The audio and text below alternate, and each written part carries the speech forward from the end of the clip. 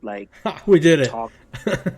Okay, I think we're back. I'm gonna load it up on my other computer. Please continue. All right, keep going, Michael, and then Well, we'll I was go just. back into the other again. Do you think? I mean, this is coming from the other side here. Do you think spirits sometimes choose to talk into certain things or certain recordings or recorders or whatever? You know, instead of talking. Oh, I mean, sure. I mean, if you're a person, you might have a personal choice. Oh, yeah, I like to talk into this kind of recorder better than another one. I mean, if you're a discarnate entity that was alive, I mean, you'd still have that thought. I mean, but I think it would be more like I'm going to participate in this or I'm not. Not, uh well, I'm going to talk into this recorder because I like the red light on it better. yeah, You yeah, know, I think it's going to be more like, well, I'm not going to say crap because these guys are weird and I'm out. Or they're going to be like, ooh, this is fun things to play with. Let's play with all this stuff. That's yeah, would be my guess, but that's yeah. just a guess because we have no way to know. I No think way. Shane just admitted to him being the guy that goes into the locations and says, "Can you please talk into my little red light so that I can?" I've heard it so many times on investigations that Oh, I make Oh my fun of god. that. Shane's one of those guys, huh? I didn't know that, Shane. yeah, sure. But As we were you as know, we were discussing before we got cut off, I was asking about like the lower end or the older recorders having like a very limited frequency pickup compared to the newer, higher end. Obviously, you're like way into the cool, expensive things, unlike me. Yeah, And we I, were yeah, discussing like kind and of like the difference of that. yeah, we had started out by basically talking about you know, the more expensive and higher end equipment that you use, the less ghostly activity you discover. You know, and we started out originally talking about like photographs. You know, you're Yeah. taking a photo with a super high end camera, no flash, on a tripod, everything's razor sharp. I never see entities or anything. But then you use a little point and shoot camera and you take a few flash photos and oh look, there's shadows, there's this, there's something on the wall, you know. But I think it's due to the low resolution, the flash, the other stuff. There's a lot more room for interpretation. Whereas when you're looking at a photo that's absolutely razor sharp everywhere in the room, and you can read the books on the wall, that kind of sharpness, it's hard for any kind of falsery to hide in there because you can see it so clearly. I think the same is happening in the audio world because, I've taken my this high-end microphone here. I've taken this mic with my Zoom recorder and hooked it into my laptop and let it record for 6 or 8 hours. And then, 3 feet away, I've got a little Chinese, handheld digital recorder, voice recorder. And you listen to the hours and hours of audio on the high end stuff, and you hear things like, the house settling, you hear the pipes rattling, you hear cars going by, you hear the wind outside the window. You hear all those things totally clear, but you don't find any evidence of ghosts. But then you take this little recorder that was literally a few feet away recording the whole time, and you listen and you hear whisperings, you hear noises, you hear, voices almost and little bits of words and things. But, definitely I'm going to say because the frequency responses are narrower, so you're not hearing the entire audio spectrum, and you're recording them at lower bit rates, you start getting artificial artifacts. And because you're getting such a narrow frequency band, you can't tell that that's a car going by. A car going by on the big thing, you can hear the sound of the wheel. You can hear the tires as they're going. But you listen on the little recorder, you just hear a shh sound. It's like, okay, what was that? Was that a whisper? Was that a voice? It's just, it seems to me over the years that the better equipment that you use, the less evidence for ghosts that you get. So I have another question for you, Shane. Sorry to Sure. keep putting you on the spot, but you're like the I'm opposite glad to of go. me. So I feel one way and you feel the opposite, and I love to hear your side. If a ghost slapped you in the face, Uh-huh. would you believe it? Of course, because if there's nobody there to slap me and all of a sudden it's like smack and I'm hurting, yeah, something hit me and it wasn't me, So, and there's nobody else here. So I've been slapped in the face, and it does not feel like a face slap. My cheek started getting hot. My skin started burning. And then as we looked at it more and more, you could see the finger marks of what looks like an open hand slap on my face. So the actual impact wasn't an impact, but my face started burning. You could see it was literally just the one cheek, and then you could see the finger mark in that. If you had That's pretty happen impressive. to you, would you believe it? yes, Okay. I would. And see, I'm happy you took it that way. I was actually trying to talk about that before all these audio issues and stuff when we first started the show. I was trying to talk about how I felt something touch my hand and how it doesn't really feel like a touch or like a smack, right? When you get push or when you get like what you're explaining right now. How do you think we could go about proving something like that, right? So if you were to get smacked and then all of a sudden your skin got hot and then you actually saw like fingerprints or a handprint, that's like a personal experience, you know? How can we bring I think that? one thing that I would do right when it happened would be get out my thermal imaging camera and look at her face and say, okay, does it have in the thermal? Does it have a handprint? Yeah. You know, And we didn't have thermal at that time. That was many years ago. That was a Of very course, early yeah. on experience for me. I have thermal now, but I love that you and said I got that. 'cause thermal. I got real nice. I mean, you can Thermal- literally, yeah, it's good thermal. Thermal's never been my first thought on that, but now it is. Yeah, now that's You know, that's and the excellent. other thing is, you know, people have mentioned in the past, like, hey, I just heard some tapping on that table or desk over there. Thought I heard somebody. So I immediately grabbed the thermal, because if somebody did physically tap it, you would see circles from their fingers where they tap for, would you? a minute or two afterwards. But would you? Because they're not necessarily the same heat signatures or lack of heat signatures that we're assuming they are. We're basing that Correct. off of somebody's theories. And in that case, I mean, it's going to be really difficult. But then the other thing that happens is you'll get people like, man, if I go stand in that corner of the room, it's way colder. This is just like, it's like there's a draft coming in here, and then I'll go over there and it's like, maybe. Now that you mention it, maybe. But then immediately I go grab the thermal and be like, all right, what is the temperature of the walls and the air and the things and everything around it? And, far, I've never seen that. Well, see, there are a few different things that could be going on there, too. So, one, without that thermal imager, like, that's something that you need to test to see if it is different in each situation, right? So, if something does touch a tabletop or you, and then you scan yourself and you do see actual evidence of it, like a temperature change or like fingerprints. That's definitely a big right? So plus. So that's a good one. But if you don't see And anything, my thermal records it, so it actually can either record it as video or it can record it, so I can actually keep the actual images. So if I saw a handprint on somebody's face, I can literally keep the images. But do you really want to keep that evidence? Because then it could be blamed on you. I'm just kidding, Shane. Oh. No. well, and That let's say, cat, she wouldn't shut up, so I helped her shut up. well, and let's say too, right? So let's say you do feel some kind of a touch or a draft. It may not be a physical thing; it may be a sensation thing. So maybe whatever's going on is being set off inside of you. So you're feeling like a sensation in your back or your face, and it's not an actual heat signature. Well, and I've been reading recently a parapsychology book that goes into a lot of the psychological things of ghost hunting. And, a lot of times the theory is that the ghost doesn't actually do anything physical, but that they actually subliminally or right into your mind Yes. yeah, put the sensation. So That's what I think. It didn't really happen physically, but their thoughts get transferred to your thoughts, and so if they're thinking about it being cold, now you're thinking about it being cold.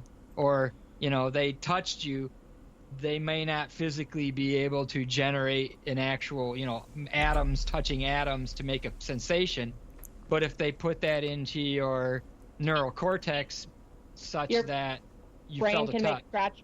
your brain can make scratch marks show up on your skin. Now, in that case, no, that's a totally different. That would be Okay. a Well- physiological type. Just You know, check it. but the same thing with the presence, where people think, "Oh, I feel like I'm being watched. I feel like I'm being watched." That was one of their examples of a lot Yeah. of times where an entity might enter your mind or enter your, or at least interface with it psychokinetically or telepathically, etc., and that they will generate the images and the thoughts and the things in your mind that you then see as real. But if you're having physiological scratch marks where you can see them, then that's a whole different section. Mhm. Just checking for clarity. That's all. Well, and we have I'm glad both. to talk about it. We have both occasions, right? So we have scratches. Yeah. And two, there are times where I completely think that that's something that may be going on. The tough part is proving that, right? Is finding Right. a device to bring that to. Well, and I think that's where using the automated equipment, and then the more important part, I think, is applying the actual statistics, because two things can happen. Number one, if you do the statistics and you have the numbers, you can give that data as hard data to somebody else, another scientist, and be like, hey, you review it with your tools. Do you come up with the same thing that I came up with? Because you Yeah. have hard evidence of numbers. Then the second thing is statistics a lot of times can find very small variations that a human would miss. You look at a whole bunch of numbers and you're like, it's about this. But then when you actually do the statistics on it and you actually see the real math, it's like, oh, that isn't quite, So what I'm saying is very subtle effects could show up that a human would just skip as I didn't see nothing. Because Yeah. especially in things like EMF changes, the EMF is constantly changing all over the place.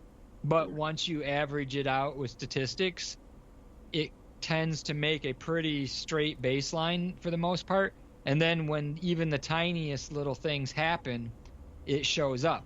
And then the other thing is the statistics will directly tell you how strong was the effect. Was it just faint and just barely a little bit? Was it pretty good and strong? Or was it holy hell, off the charts, some kind of a major thing just happened? And so you can numerically say, this is how strong the effect was, this is how long it lasted, this is how it was acting in the baseline. If it sat there for 2 hours collecting baseline, and then during the 30 seconds you said, hey, can you touch the EMF meter, it changes not only just in magnitude but also in chaoticness, like it becomes more chaotic or whatever, and then goes right back to the baseline again afterwards. That's a pretty good indication that something happened that was outside of normal parameters, because unless something intelligent did that, it wouldn't just show up. You just have baseline forever. And to do it during the short period of time that you asked it to be done and not other times, or to do the opposite. I've actually seen that where you tell them, hey, can you raise the radiation in this room for 30 seconds? And it cuts in half or a quarter. It's like, Yeah. and then 30 seconds later, it's right back to normal again. It's like, okay, somebody's screwing with me, and Yeah. people can't really generate radiation themselves, Right. especially if nobody's present. So Right. Well, and those see, things are probably the closest the paranormal community has ever had to having actual scientific evidence. Does it prove them? No, but it's better than anything else I've seen.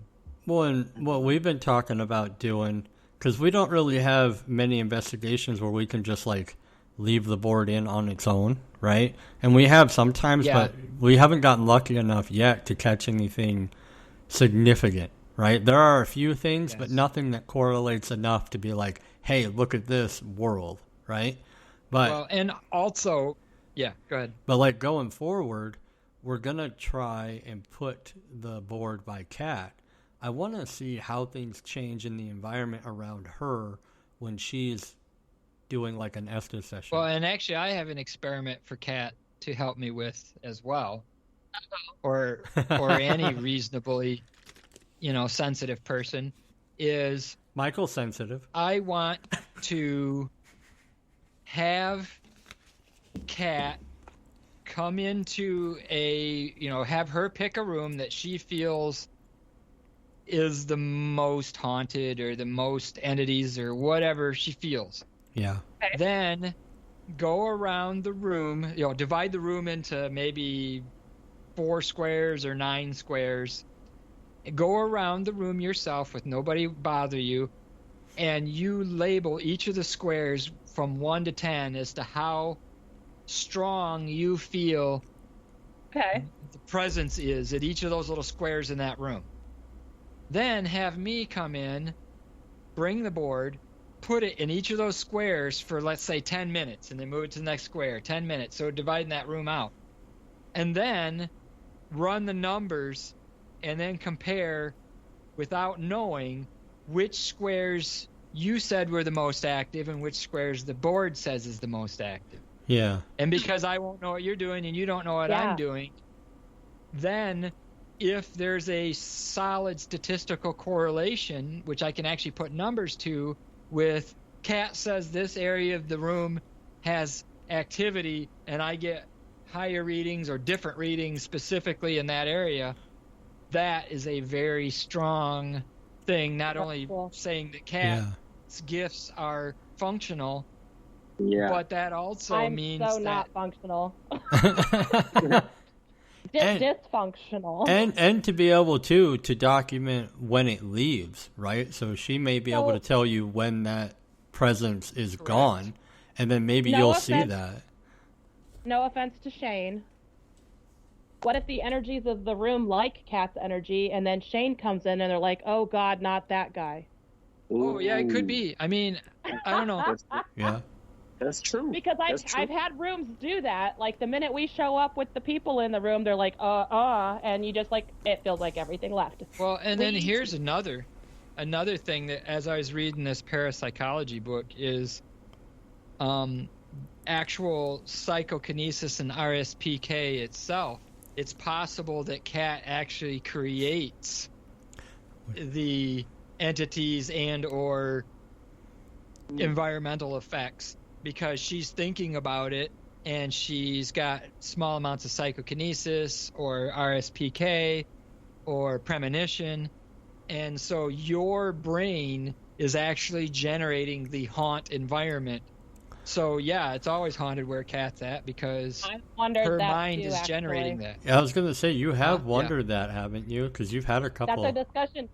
Yeah. Nico and I have had this discussion before. Yeah. So Yeah, well, and it's in books. I have that book, and Yeah. it's a really good book on parapsychology, and most of it is on the human interpretations of things, Yeah.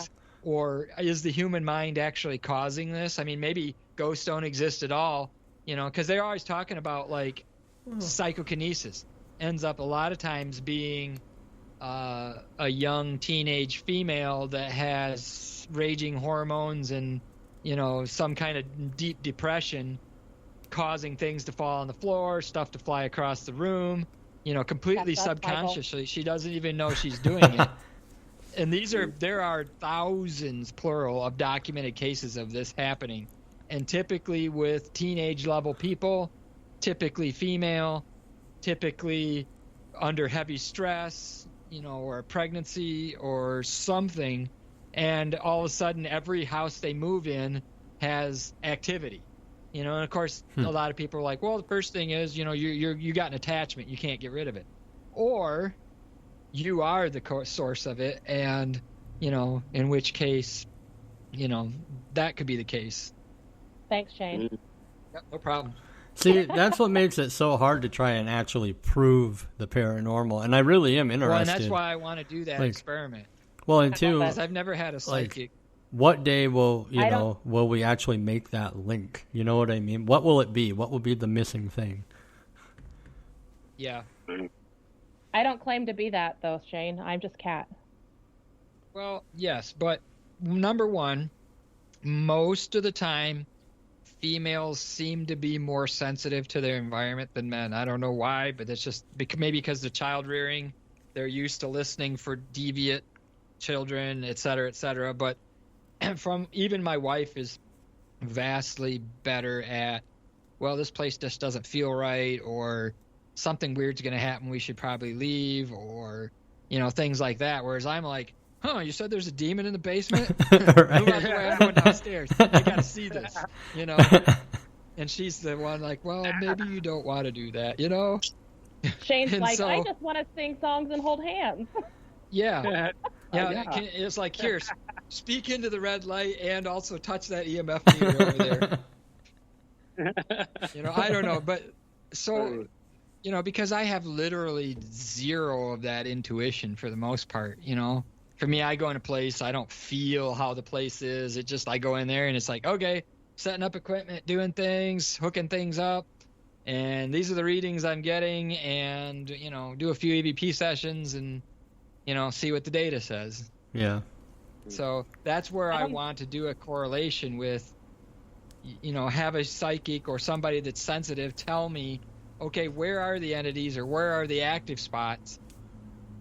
But don't let me know until I've already mapped out the room myself, and then compare the notes afterwards Yeah. and see what kind of correlation. It's great. Yeah, I think there's something there. I do. Yeah. Yeah, because I've literally seen her be able, and I'm only referencing Kat because she's the only one that I've seen really do it. If I ever meet others, I'll reference them as well, but I've seen her go, you're most likely to get activity here and here, like this room and this room. And sure And enough, that's what I would like. Sure enough, it'll Because be the if only eventually- 2 rooms that we get stuff in. Like, yeah, like I know what you mean, yeah. And my guess is if we had 2 or 3 times where there was a statistically higher than chance correlation with the zones that she said were the hot zones and what the instrumentation picked up, at that point we've made a massive leap in the paranormal, because that gives credence to both analytical methods of data collection and also human mind interaction, human soul, mind, spirit, whatever interaction with other things. I mean, that gives you a double whammy Yeah. right away. And also that makes future investigations better, because if you can send in the scout first to scout out, you might save a whole lot of time wasting your time in the non-active zones. Well, and here's the tricky part, right? So one of the biggest problems is I've gotten the most activity in those areas without having gear. So like 2 incidences for me. One was Farah. I got to do Farah after everybody investigated. It was just me and another person that comes along named Amy. And Kat told us, we did a walkthrough, just her and I, and she told me where the most likely spots were to get activity. And sure enough, that was where I saw multiple. And that's what I want to prove with statistics and numbers. Yeah, so, well, here's where I was going. Correlation. Here's where I was going with Yep. it. So we did an investigation with gear, right, in those areas, got nothing. And then after we said, okay, we're going to go lower gear, I saw a shadow figure. Amy was in a deeper part of the room. We were sitting in one of the classrooms, and I was sitting at what would have been the teacher's desk, and she was sitting in the classroom, so we were just chatting and trying to kind of create a scenario. And literally in the hallway, I saw a shadow figure when we went low gear. But the entire time we were in that area with gear, nothing. Now, another time, I was in the manor by myself before the team showed up. And when I had gear, nothing. As soon as I went no gear and I announced that I have no gear and I just walked around the building talking, I had footsteps happen directly in front of me while I was walking, almost like they were continuing on from me. They literally started from the point of me going around the corner, and it was like 5 or 6 really loud footsteps walking around the corner directly in front of me. So I think that there must be something to it being recorded, right? There must be something to... But it seems strange, though, because from what I've seen, we typically get more results when I do an automated, run when there's nothing in there but a computer, a TV screen, and a camera Yeah. than I get when there's a whole room full of investigators in a building. It's like when the investigators show up, everybody stops doing stuff. See, I think Maybe I'm that's bringing like, the wrong investigators. Maybe they don't like them. I don't know, but it's weird. I think that's going to be the hardest part, on topic to try and prove the paranormal because it's so random, right? So you've got you and your experience Yes. and mine, and then Michael has Yeah. completely separate experience, and Kat has a completely separate Yep. experience, and it's all completely random. Sometimes you get more activity when you're by yourself with no gear. Sometimes you get more activity when you're with 9 people and you got gear all the way down the hallway, right? Yeah. Yes. Absolutely. It's strange, that's for sure. What do you? The thing we haven't really talked about is like if we've got ghosts, then what? That's the part we're missing now. Yeah. So I don't know. So Shane has proven it. Shane has found all of the analytical data that needs to be there. What does that do to society? Well, I mean, the biggest thing is a lot of it is psychology, because there are some people that can't believe anything. I mean, literally, they still think the earth is flat and Yes. it rides on the back of a turtle. And no matter what you do, even if you put them in a spaceship and flew them out there and pointed at them at the earth and said, look, it's round, they'd be like, no, that's just a, visual artifact or blah, blah. I mean, some people, no matter what you do, you cannot convince. That's true. And Okay, then so and then we're again, not the on other the back way. of a turtle. We're not on the back of a turtle. No. Sorry, not? Kat. And then you get the other people, that are skeptic just to be a skeptic. Yep. Yeah. And I don't care if the ghost came up and smacked him in the face, arm wrestled them, and held him to the floor and told him, who's your ghost? And they'd be like, no, this can't happen. It's blah, blah, blah, blah. It's like, what? You just literally flew across the room, and you're now in a full Nelson on the floor. So, that's the thing that we have to face now. So I think basically what we should be looking towards are the average citizens with kind of an open mind. I don't know. There's just so many people that are just so set that no matter what you did, you can't prove anything to them. And then there's others, you can just say, yeah, I saw a ghost the other day, and like, oh yeah, that's great, I saw one too. They're 100% believer, and everything they do is paranormal, and every number they see is important, and Well, and so like belief aside, so Hey, Michael, we'll live there. It's okay. So the theory is we've established open communication with a different existence, right? It doesn't necessarily have to be what you personally believe in, but we have established communication, and now we know what it is. There is no more what if, and those people who didn't believe, they're wrong, right? So now they've got something. Correct. They've got that physical proof. Now, Mm-hmm. Michael, I'm going to ask you, my friend, what do you think would change in the world, right, if we had that definitive proof that we're looking for, that we've got communication with the other side, and now we've got answers to things, right? We know what's real and what's not. I think a lot of, because a lot of people, I think it would change people's thinking about death, for Yeah. one thing. absolutely. I think that people would almost be less sad when people pass away. Yeah, I could almost see suicide rates tripling, because they're just Yeah. like, I just want to be God. done with the bullshit. I want to go to the other side. Well, Yeah, see, yeah.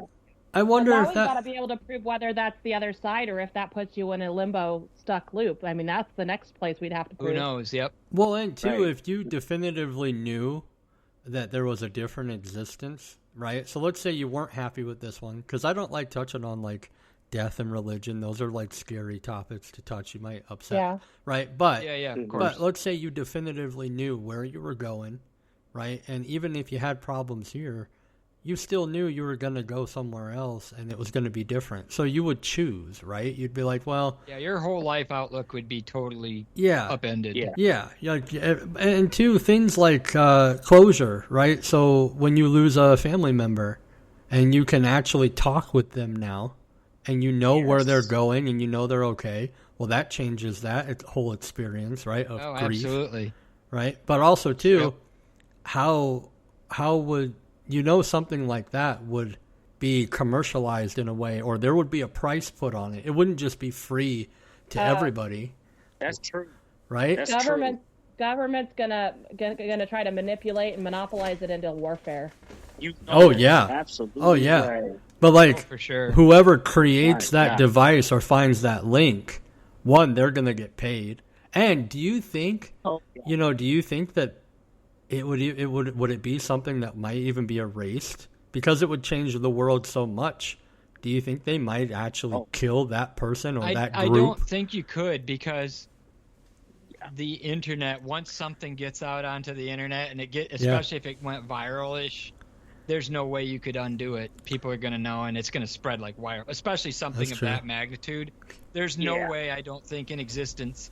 I mean, even if the government's trying to cover up aliens, they still wouldn't be able to cover up that. It would be so profound. And you know the want to make money and commercialize it, etc.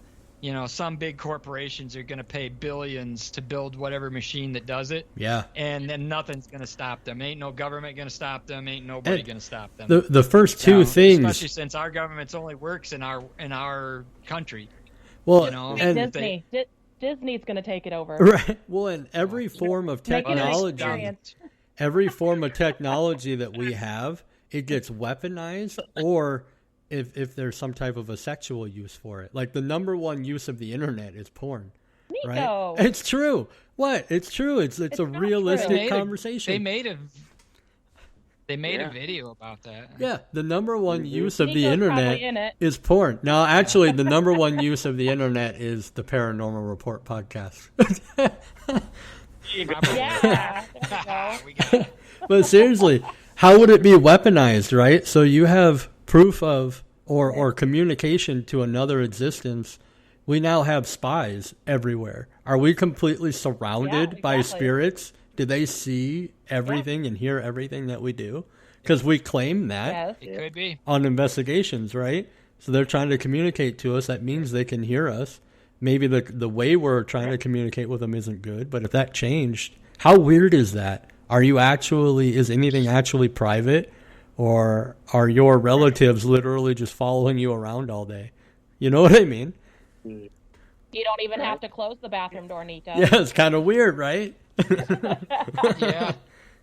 Well, some people claim that. Some people say that your relatives guide you through this existence. They help you. Sure. They help you with like gut feelings and intuition, and they try to lead things Well, to they've been you. talking about that for 10,000 years. Yeah. I mean, literally since beginning of, even before biblical times, people were, I mean, even the earliest civilizations, it was more spiritual than we are now. I mean, everything they did involved the paranormal, basically. That's true. Well, and what about this? So if reincarnation is real, right? So we reincarnate. Let's say I've had 15 lives, and over time I've lived 15 different lives of 15 different people. But when I return to the source or the energy or heaven or whatever you believe in, I then get to access all of those lives and all of that knowledge before I reincarnate and come back as something else, right? So maybe in all of those existences, I wasn't a human.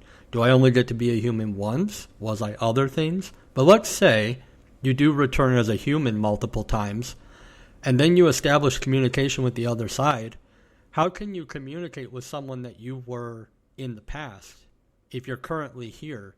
Can you still communicate with your other selves? Are they active, or are they all a part of you? So let's say you, Michael, let's say at some point you were Albert Einstein in a past life. Can Albert Yeah, he's Einstein pretty smart.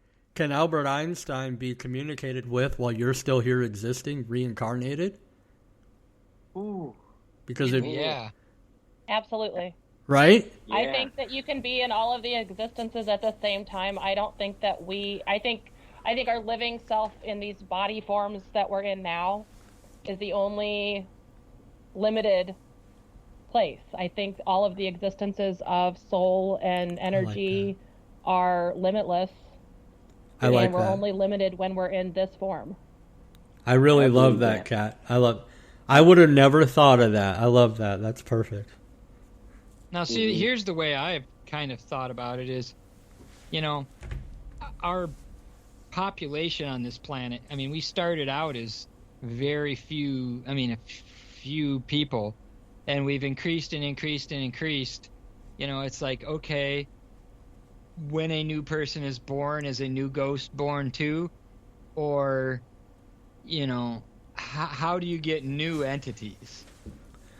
Because that's where I look at it is like, I don't know about the reincarnation thing because, if our planet always stayed basically the same population all the time, so when somebody died, the next person that was born took their spirit and kept going, that would mean that. But if you started out with, a dozen people and now you've got 8 billion or whatever the heck we are up to now, where did all the new ghosts, where did all the new spirits come from? Well, What see, creates the new spirit? that's what I like about what Kat said. So, coming from the standpoint of being a singularity, right? So you come into existence once. So everyone has their first existence, if we're going off of this theory, and then after that, so let's say Michael's Albert Einstein phase of life, that becomes its own form of existence. So that existence goes through, and he dies, and then he returns to the source.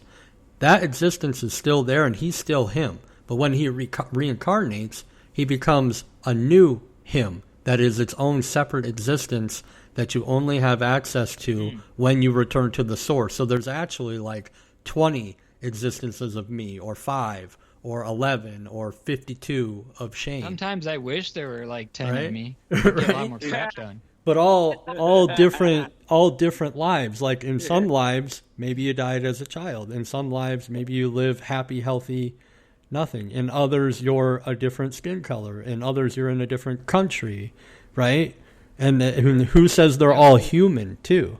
Because maybe that's where we get our I could become instincts. Zoltarian, no Yeah. problem. Right? I kind of like She that. came from alien races. I love aliens. Maybe that's why. Maybe that's why we keep No. choosing Hey, to return. Oh yeah, what's up? No, I mean, I have to get going here because I got to go to work at 7:30. All right, yeah, it's okay, And, buddy. okay. I got the okay from Shay I'm sorry. that we could keep going. So please, you go ahead. Have a good night at work, buddy. And All right, Love you, thank Michael. I'm sorry. thanks for being here, See buddy. you later, man. It's been great. Good discussion. Very Good good. discussion. I appreciate you guys. Thank y'all. I appreciate care. y'all. See you next month, You buddy. too. Yeah. Yeah. All right. Let me get the. Now you guys get to listen to him live. Try to find the button. Yeah. Oh shoot! Wait a minute. Nico and I do this every week. Oh, this is a struggle. Real. Let me tell you. You can do it, Michael. You can do Hey, it. just take us to work with you, man. Shane's gonna stay on late now every time just for this moment. This Yeah. is a real struggle for me. I don't know why I can't get this right. It's the little red phone button. Okay, hold on. Okay, go to the red phone button. Okay, I got it. Here we go. Okay. See ya. Bye. I think you did it, guys.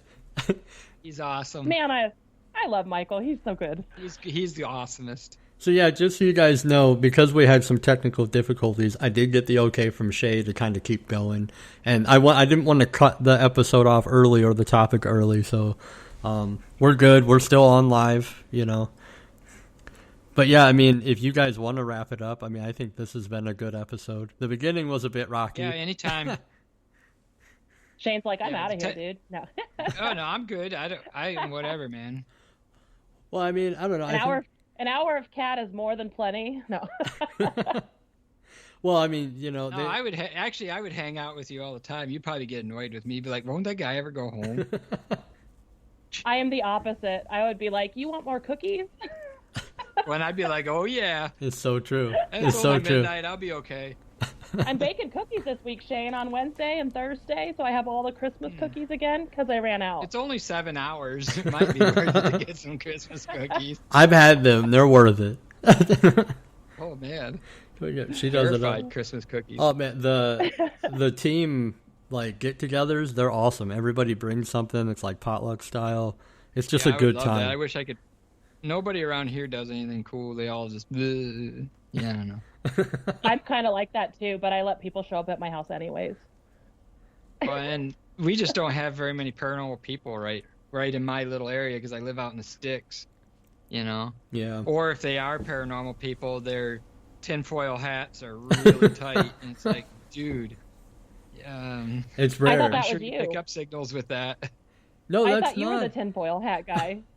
Oh no, no, no, no. I'm not so Oh, much Shane. a conspiracy theorist guy, and I mean, if you can put some numbers to your conspiracy, maybe I'll look at it. But Did You you know, have if it's- Sasquatches in your backyard? no, I do have No. coyotes, but no Sasquatches. No. Okay. I just Well, I checking. don't know. might Maybe have if to that come one closer. neighbor girl didn't shave again, but yeah. Oh Lord. Oh, that's amazing. Oh, Shay's in chat and she says we need more cat. She loves you. Yeah, we Uh-oh. love Cat. Shay just doesn't know yet. She's gonna have to jump in on another one of these sometime. See, Shay is cool because I've known her for a long time. I know. She's awesome. Oh, yeah. It's so true. She is awesome. Well, and that's part of why I really wanted to do this through Spreaker, because they're just great people, like, in general. And the other groups Yeah. that do stuff on here, too, they're all really good people, honestly. Yes.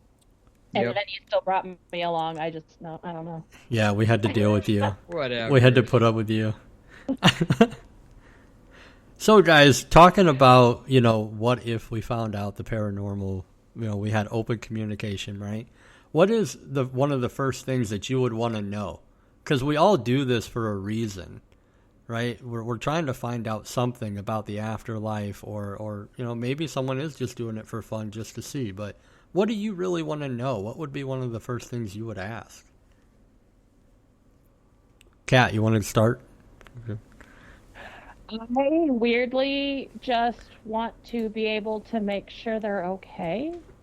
For me, it's kind of is there something that I could be doing to make your side better, or is that even possible? I've had so many strange interactions where, maybe they don't understand that they're on the other side, and I would just like to have the comfort of knowing that they're okay. So Yeah. weird. Yeah, that's me. No, I think that's a really good thing to want to know. What about you, Shane? So I think I'd have a couple of questions right out the bat. Number one, I think I would quiz them if time is, all the same, etc., and can they see future and past, that kind of thing. But then specifically, what path is the human race taking? Are we going to make it past this decade? That kind of thing. And then I think the second thing I'd like to know is, what are the formulas and physical things that relate quantum mechanics to Einstein's theories of relativity and gravity? Because I think if those equations were known or are findable, not only would I have like as much money as I could ever not spend, but also I think that would be the missing key to all kinds of things like space travel, time travel, spiritual travel, whatever, things like that. So I think having that holy grail formula of, does quantum mechanics fit with Einstein's theories of relativity and gravity and all that, and if so, what are the equations that link them? And I think from that, humanity could greatly benefit. Well, see, I think Shane is one of my favorite nerds. Thanks, Shane. well, see, I don't like to be the negative guy, right? But like when I was thinking about this, I always like to remind myself, what about the other end of the story or the spectrum, right? So, what if whatever's next once we establish communication is actually not as good as existence as this? Because a lot of people think whatever's next is always better, right? Or it's something higher, or a better purpose, or more important. It's like taking a job promotion. Yeah, right. Well, what if it's not? What if not be better? What if this is the best part, and we've just kind of messed it all up by capitalization, money? People basically work themselves into the ground. It's all money, stuff, things. And if you try sleep to a third of your life, yeah, and if you try to live in this world outside of those rules, you kind of get eaten alive. Like try to live and not work all the time, right? Try to live and not there's things that you have to buy to get by, and you can really take it to the extreme and live with the essentials, but then you're like frowned upon or exiled. You know what I mean? So what if whatever's next is not as good as this, and people discovered that? Then what? Right? They definitely wouldn't want to go. Putting a lot more effort into medicine and preserving human thought, preserving, put a lot more stuff into brain interfaces, so eventually you could just download your entire mind into a computer and have it for all of eternity until the sun explodes. It's like Idiocracy. I don't know. It's like Idiocracy, where they find out like all they do is focus on hair loss and erectile dysfunction, right? But if we actually discovered that existence wasn't good after this, I think we'd put a lot more effort into how we took care of ourselves. Not dying. Yeah, preserving life. Yes. We definitely wouldn't work all the time. Yeah, right? And we definitely wouldn't like work all the time. We'd do a lot more living than working, I think. Yeah. Right? Which I try to do that anyways. I try to work as little as I can, Yeah, right. But now that's getting harder and harder with the way things are. You know what I mean? You could very easily end up it's harder and homeless. harder to get worse than this. Yeah. That's where the problem is. Right? The whole of society sucks balls for the most part. But yeah, like I said, I don't like being the negative thought, but I think everything has that opposite thought or possibility, right? Because I really... Nico's the guy with the balding hair, and what was your other issue? We won't go there. we can go there. We'll go there. But I personally don't think that the afterlife, whatever it is, will be without its consequences as well. I think it'll have its responsibilities, its heartaches, its ups and downs, just like any other existence does, right? I think about, there might even be some merit to that, because think about a lot of the Far Eastern religions like Buddhism, Taoism, those ones. Almost all of them talk about each time you come back, you make one more little step further in your journey to whatever the end is. Yeah. And so, and it doesn't necessarily mean that your next journey is going to be better or worse than your previous one, but that their entire religions are based on improving yourself through each incarnation to become more and more godlike or spiritual or whatever their religion is. So, the fact that millions of people follow that philosophy kind of gives credence to it, And you can see proof of that, Shane, when you go to any local Walmart. There are people in various states of existence. I'll put it there. Definitely. Because think about it. Some people are just born with natural intuition, natural good, like a good head on their shoulders. And those must be people that have reincarnated multiple times and have learned the hard way. Like, how many times do you have to process through something, right? See, that's the great thing about Walmart, though, is in everyday life, I'm like a 4.5, 5, but I go in Walmart, I'm a solid 9. There's Kat. or the fact that Oh, we you'd have to be off the put scale, Cat. or the fact They would that have to put 11 on there for you. Shane, my You're in kids won't Walmart. my kids won't even go to Walmart with me because like remember when like the Shuffle came out when that song was popular? Yep. And my kids were like middle school and maybe just high school. I would shuffle while pushing the cart through Walmart because my kids hated That's it. awesome. And they would be like, "Mom, stop it. Don't do that." Yeah, I'm one of those. I'm one of those moms. yeah, but look That's at how okay. awesome they are now, though. Like, that you got some pretty cool kids. Yeah, see? They're very outspoken and Hey, Larry, Just creative. saying, Walmart does help your appearance. That's all I can say. Me being at Walmart helps your appearance, Shane. Oh my god. No. Wow. Oh my goodness. Well, all right, guys. I think I'm the lady that walks out with the toilet paper stuck on my shoe, and then I take the whole roll through like 20 aisles.